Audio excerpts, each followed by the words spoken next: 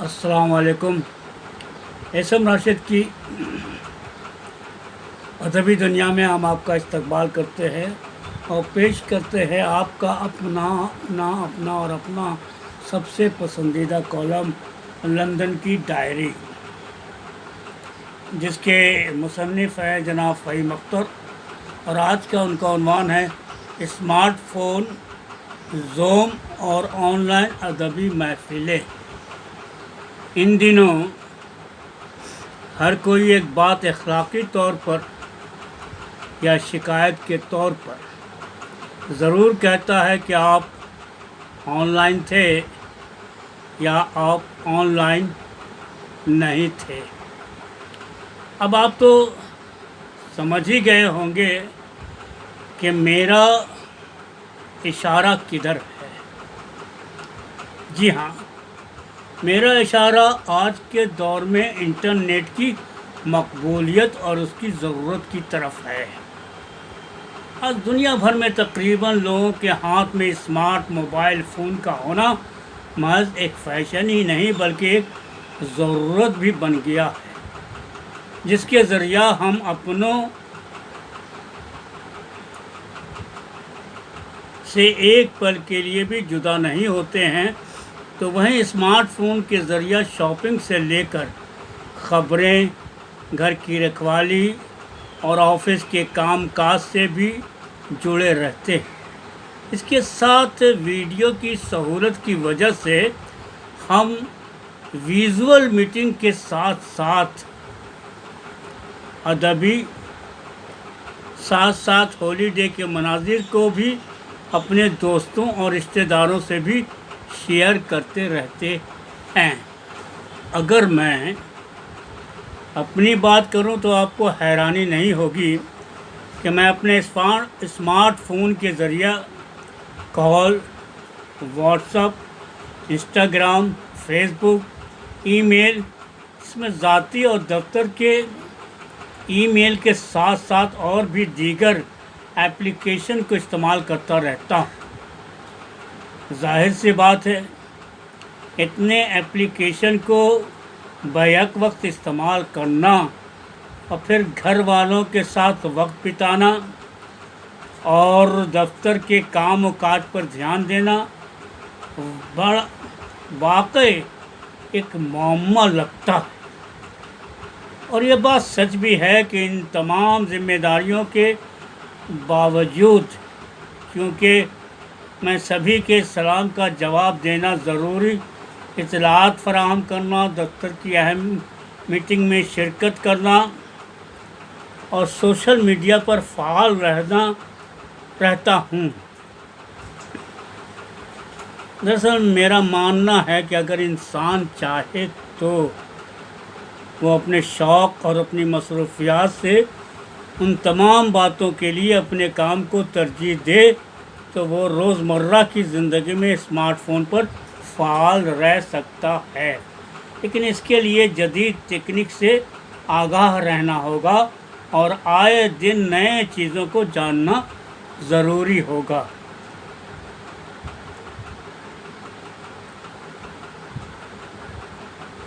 جس نے اس بات کو محسوس کیا ہے کہ کورونا وائرس کی وجہ سے دنیا بھر میں جو لاک ڈاؤن کا سلسلہ شروع ہوا تھا، اس میں اسمارٹ فون اور انٹرنیٹ نے کافی اہم رول نبھایا ہے۔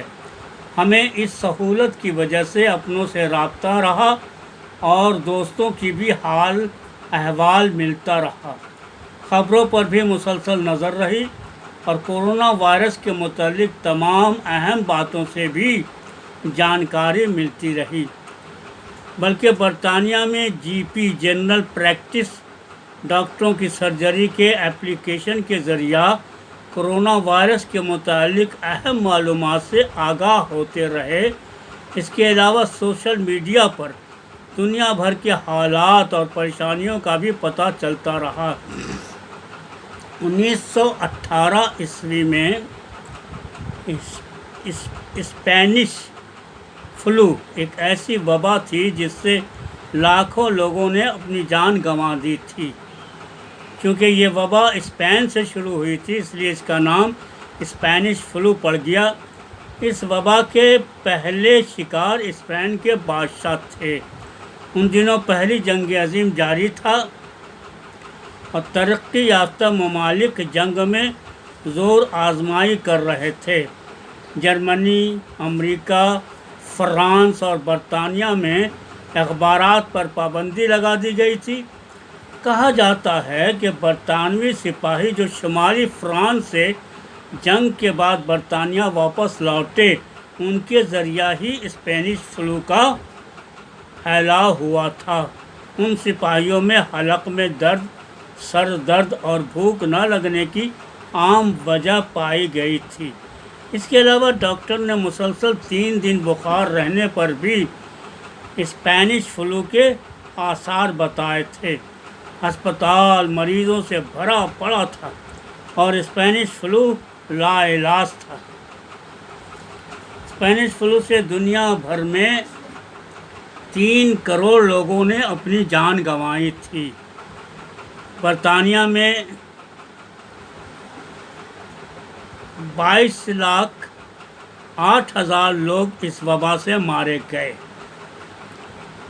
اب ذرا سوچئے کہ 1918 میں جب اسپینش فلو نے پوری دنیا کو اپنی لپیٹ میں لے لیا تھا تو کیا صورتحال ہوگی، کس طرح لوگوں کو اطلاع فراہم کیا جاتی ہوگی۔ مٹھی بھر ممالک کو چھوڑ کر زیادہ تر ممالک میں لوگوں نے کس طرح اس وبا سے محفوظ رکھا ہوگا۔ اس لا علاج بیماری سے مرتے ہوئے دیکھ کر ان رشتہ داروں پر کیا بیتی ہوگی، اور اس وقت کیسا لاک ڈاؤن ہوا ہوگا۔ اس کے برعکس اگر ہم آج کا جائزہ لیں تو صورتحال بالکل مختلف ہے۔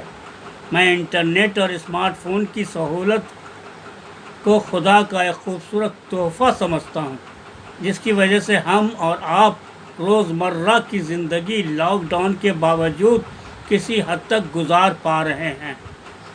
چاہے غریبوں کی مدد کرنی ہو، بینک کے ذریعہ پیسہ بھیجنا ہو یا اپنوں کا حال چال جاننا ہو، گویا لاک ڈاؤن کے باوجود ہمارا نظام پورے طور پر ٹھپ نہیں ہوا۔ تاہم انٹرنیٹ اور اسمارٹ فون کی سہولیت کے باوجود ہم کورونا وائرس کے خوف سے نجات نہیں پا سکے۔ لاک ڈاؤن کے دوران ایک بات اور دیکھنے کو ملی، وہ ہے ویڈیو میٹنگ کا خوب انعقاد ہونا۔ اس دوران ایک نئے ایپلیکیشن زوم کو لوگوں نے خوب استعمال کرنا شروع کیا ہے۔ اس ایپلیکیشن کے ذریعہ دفاتر میں ویڈیو میٹنگ ہو رہی ہے۔ وہیں اردو ادب کے دیوانوں نے بھی زوم ایپلیکیشن کو استعمال کر کے اردو زبان و ادب سے محبت کی عمدہ مثال پیش کی ہے۔ یہ ایک عمدہ امید افزا بات ہے اور اردو زبان سے محبت کی بہترین مثال ہے۔ اس سلسلے میں مجھے سب سے پہلے مسقط میں مقیم جناب عقیل احمد کا ادارہ PLG poetry and literary group کا دعوت نامہ بطور شاعر اور مہمان خصوصی ملا، جس میں دنیا بھر کے شعراء نے شرکت کی اور اپنے کلام سے محظوظ کیا۔ یہ میرا آن لائن مشاعرے کا پہلا تجربہ تھا جو کافی کامیاب رہا۔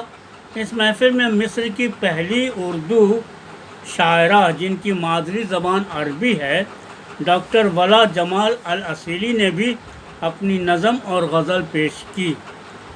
اس کے بعد دنیا بھر میں آن لائن ادبی محافل اور مشاعرہ کا سلسلہ شروع ہوا اور زوم اور اسکائپ کے ذریعہ پروگرام ہونے لگے۔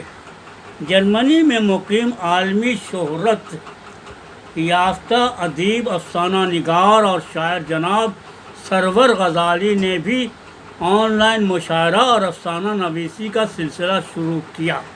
انہوں نے اپنی انجمن بزم ادب برلن کے بینر تلے شام افسانہ اور مشاعرے کا انعقاد کیا، جس میں ناچیز کو آن لائن افسانہ نویسی اور مشاعرے میں شرکت کا شرف حاصل ہوا، جس میں دنیا بھر کے نامور ادیبوں اور شعراء نے شرکت کی۔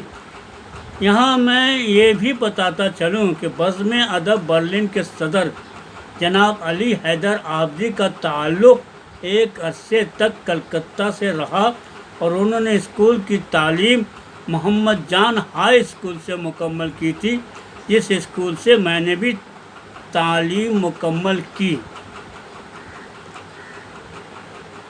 جرمنی کا ہی ایک اور فعال ادارہ اردو انجمن برلن بھی آن لائن اردو محافل سجانے میں پیچھے نہ رہا اور جرمنی کا ہی ایک اور فعال ادارہ اردو انجمن برلن بھی آن لائن اردو محافل سجانے میں پیچھے نہ رہا۔ اردو انجمن برلن کے صدر اور روح رواں معروف ادیب، صحافی، افسانہ نگار اور شاعر جناب عارف نقوی کو کون نہیں جانتا ہے۔ آپ ایک عرصے سے برلن میں مقیم ہیں اور اردو زبان و ادب کی بیش بہا خدمت انجام دے رہے ہیں۔ اردو انجمن برلن کے نائب صدر جناب انور ظہیر اس کامیاب محافل کے ذمہ دار ہیں۔ انور ظہیر رہبر، افسانہ نگار، کالم نویس اور شاعر ہونے کے علاوہ سائنسی معلومات میں بھی مہارت رکھتے ہیں۔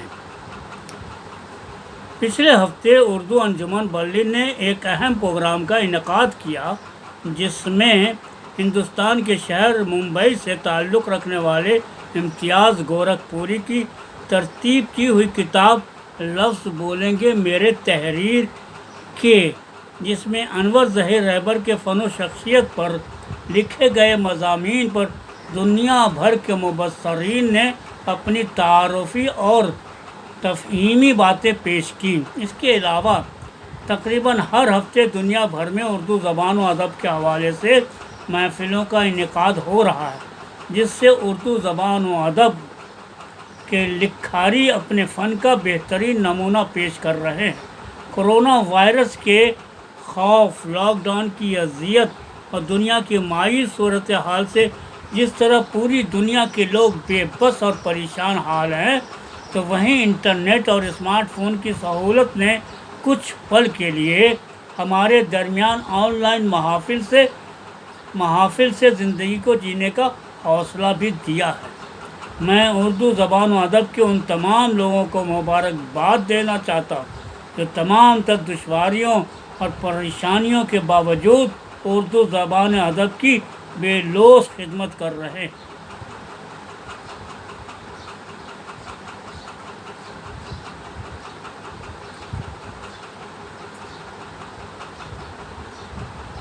ابھی آپ احسن راشد کی ادبی دنیا میں ایک اپنا سب سے پسندیدہ کالم سن رہے تھے، لندن کی ڈائری۔ جی ہاں، جس کا ہر اتوار کو آپ کو پوری طرح سے انتظار رہتا ہے۔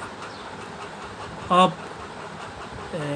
فہیم اختر صاحب کا تعلق چونکہ لندن سے ہے اور اس لیے اخبار مشرق میں ہر ہفتہ اتوار کے دن یہ کالم چھپتا ہے۔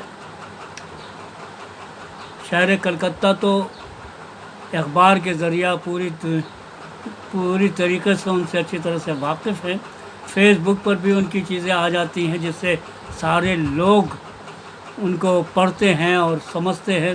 میں تو صرف ان لوگوں کے لیے جو اردو پڑھنا لکھنا نہیں جانتے، لیکن میری آواز کے ذریعہ ان کو یہ کالم ان تک پہنچتا ہے، اور وہ کالم جو ہے وہ اردو پڑھنا لکھنا نہیں جاننے کے باوجود جب انہیں پسند کرتے ہیں تو مجھے بہت خوشی ہوتی ہے، اور یقیناً جو رائٹر ہے ان کو بھی بہت خوشی حاصل ہوتی ہوگی۔ تو دوستو، میں انہی کے لیے پڑھتا ہوں جو لوگ اردو لکھنا پڑھنا نہیں جانتے لیکن اردو سے رغبت رکھتے ہیں۔ تو پھر ملیں گے اگلے ہفتہ آپ کا سب سے پیارا اور سب سے پسندیدہ کالم لندن کی ڈائری کو سننے کے لیے۔ تو تب تک کے لیے اجازت دیجیے، اللہ حافظ۔